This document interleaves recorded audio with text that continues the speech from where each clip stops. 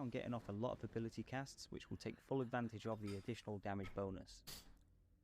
Itemization on Lilia should be focused on a mana generation items such as Shojin, then any strong AP related items such as JG and Deathcap.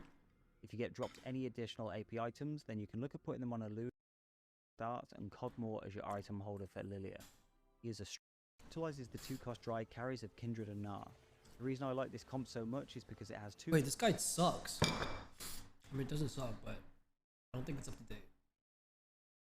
Carries that have and I play them with challenger lobbies during the PvE time, so I'm pretty sure and confident that these comps are actually going to help you win some game. I'm going to share 5 comps, and I'm going to explain a little bit more exactly how to play them, and also you have access to some cheat sheets I already prepared. You will have the link of this cheat sheet in the description, or you can find them on Tactor as well. First of all, I would like to talk about Dragon Lord Janna. So Dragon Lord Janna is a rework comp, and you have actually 2 ways of playing it.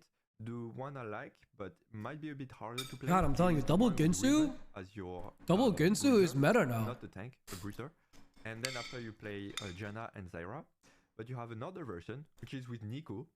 So you don't reroll Riven 3. Instead, you reroll Nico 3. And you put defensive stuff on her. Not bruiser, but defensive stuff. So this comp is really good because it allows you to not only have an extremely strong mid game once you find your units, but also it has a very strong late game and you have many ways to cap your board.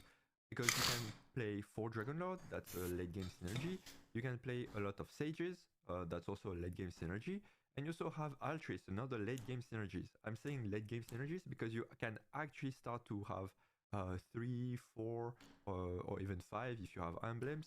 Only at the very late game when you start adding late game units such as Wukong, Rakan, Lee Sin, you know the stuff. And also you have so many ways to stuff them and have many late game carries. You can have Wukong with triple item, you can have Rakan with more items, you can have Lee Sin with You more may items. eat. That's why this comp actually perform very well in the late game. Another thing I really like about this comp is that you are less likely dependent on items such as anti-heal, Morello, red buff, or shred, because the units you have already have these features. If you have 3 Story River, you will summon Kale, and you can give her the Talisman of Aid that helps to shred. Okay, fuck off. So your unit will give more damage. That way you don't need a static, you don't need an ionic. Another thing I really like about Zyra carry, she will enable your team to be much better, and since she's enabling your team to be better thanks to her shield, you can actually make her ramp up during the games, during the fights with Ginzu, so she will be extremely powerful. Of tips here to help you optimize this in different ways.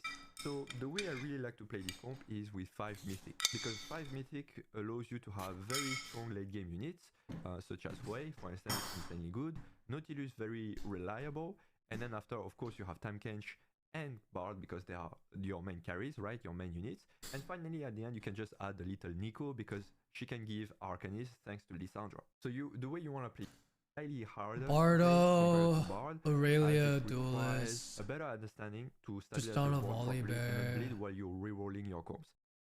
Is much gives more mana. That's it.